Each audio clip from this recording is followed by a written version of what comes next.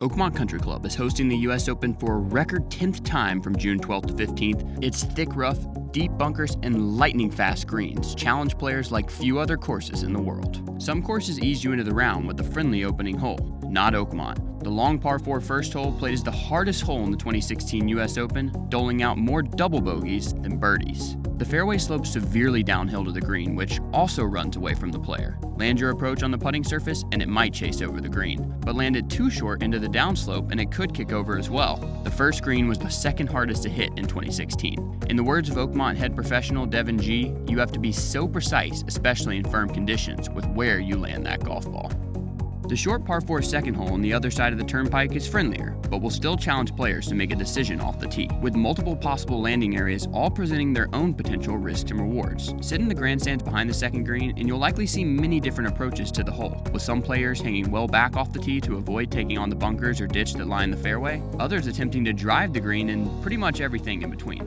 Once on the green, the job is far from done. The putting surface slopes back to front, requiring players to stay below the hole. Legend has it that W.C. Phones Jr., son of Oakmont founder Henry Phones, would drop a ball on the back of the second green every morning after the grass had been cut. If it didn't roll off the green and into the fairway, he'd tell the grounds crew to cut the greens again. The tee shot on the third hole brings players face to face with one of the most iconic and intimidating sights in golf, the Church Pews bunker. The 100-yard sand trap lining the left side of the fairway on holes 3 and 4 features 13 grassy mounds spaced several feet apart. But that's far from the only trouble on the hole that Oakmont calls one of the most difficult par 4s in the country. Deep bunkers can swallow shots that miss right as well, requiring players to hit an accurate tee shot. From there, players face a blind approach shot up the hill with a severe runoff area guarding the front of the green. Shots that land short of the green can roll 20 or 30 yards back into the fairway, but go over the green, and you'll risk tumbling down that same slope if you go too long with your chip. The only par 5 on the front 9, number 4 played as the second easiest hole in the 2016 U.S. Open and was one of only 4 holes to play under par for the tournament. Players recorded 3 eagles and 98 birdies on the reachable par 5. That doesn't mean it's easy. The Church Pews still loom on the left side of the fairway and a number of other bunkers guard the right. Players who go for the green in 2 will need to manage their distance carefully on a blind downhill approach shot. Going long of the putting surface leaves a difficult up and down. Angel Cabrera birdied the hole 3 times en route to his 2007 U.S. Open victory.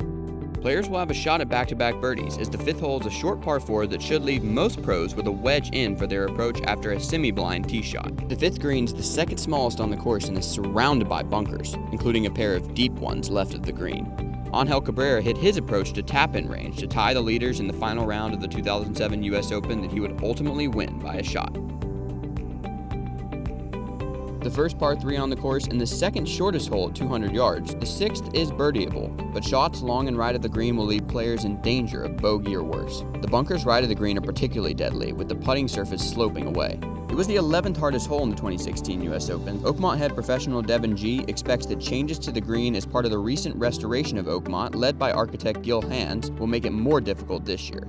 The long par 4 7th hole kicks off perhaps the most difficult 4-hole stretch on the course. The 7th played as the 5th hardest hole in the 2016 U.S. Open, giving up just 36 birdies compared to 157 bogeys or worse. The fairway on number 7 underwent one of the biggest changes in the Hands restoration, as players can now hang back with their tee shots to a wider landing area on the right that leaves a lengthy approach. If they want to be aggressive, they can challenge the bunkers and hit up the left side, which offers a better angle to the green.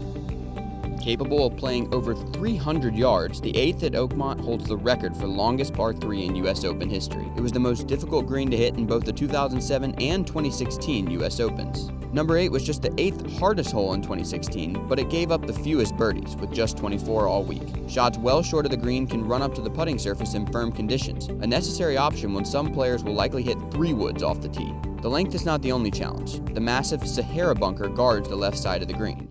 After crossing back over the turnpike, players face a long uphill climb to the clubhouse that plays as a par 5 for members, but is a beastly par 4 at the U.S. Open. Number 9 was the second hardest hole in the 2016 U.S. Open, as players carded 34 birdies to 196 bogeys or worse. The sloping fairway creates a tight landing area off the tee, with a ditch on the left and bunkers on the right, and most players will have a mid to long iron into the green. But the length and precision required tee to green is perhaps not even the most arduous aspect of the hole. The massive multi-tiered green is one of the most unique in major championship golf. It doubles as the practice green, and players going long of the hole might have a marathon of a putt coming back.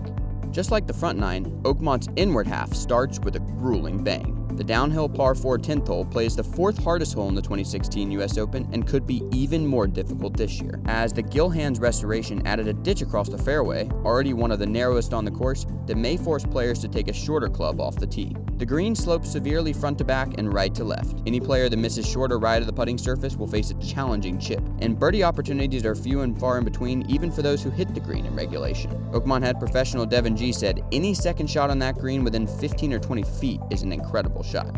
The short par 4 11th hole played as the 5th easiest hole in the 2016 U.S. Open, surrendering 66 birdies and 1 eagle compared to 84 bogeys or worse. Like number 10, players will have to avoid a ditch crossing the fairway on the uphill tee shot. A drive to the left side of the fairway offers the ideal angle. The green was the 2nd easiest to hit in the 2016 U.S. Open and is relatively flat. The last U.S. Open playoff at Oakmont ended on number 11, when Ernie Els made par and Lauren Roberts couldn't get up and down from a bunker in 1994.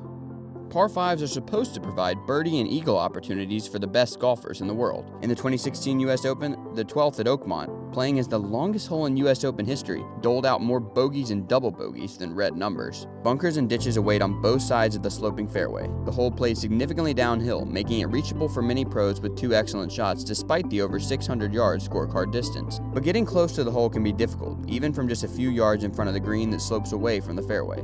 Shots that miss the green long likely provide an easier chip. Jeff Hall, the USGA's managing director of Rules and Open Championship, said, "There are plenty of places on that hole you can get caught speeding." The shortest hole at Oakmont, number 13, played as the 3rd easiest in the 2016 U.S. Open, with players carding 87 birdies to 75 bogeys or worse. The hole location on the renovated tiered green will be a major factor in the difficulty. Oakmont head professional Devin G said the 13th green was likely the most modified in the Gill Hands restoration. Players recorded fewer bogeys or worse on the short par 4 14th hole than at any other hole in the 2016 U.S. Open. Surrendering 72 birdies and 3 eagles, number 14 played as the 4th easiest hole on the course. Players will likely approach the green, the 3rd largest at Oakmont, with a short iron or wedge despite some added length in the Gill Hands restoration. Oakmont head professional Devin G said, "It's certainly a hole where, if you're in the fairway, it's a little bit of a green light opportunity."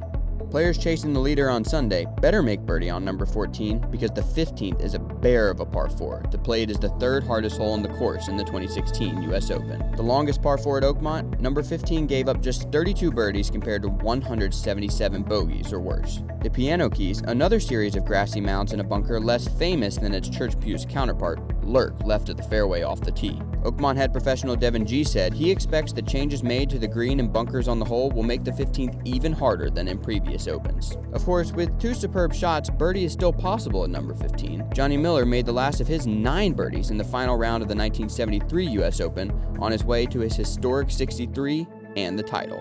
The last par 3 on the course, hole 16 completes one of the most difficult 2-hole stretches at Oakmont. While not as long as number 8, the length of number 16 still packs a punch, and it played nearly just as hard as its front 9 counterpart in the 2016 U.S. Open, surrendering 32 birdies to 123 bogeys or worse.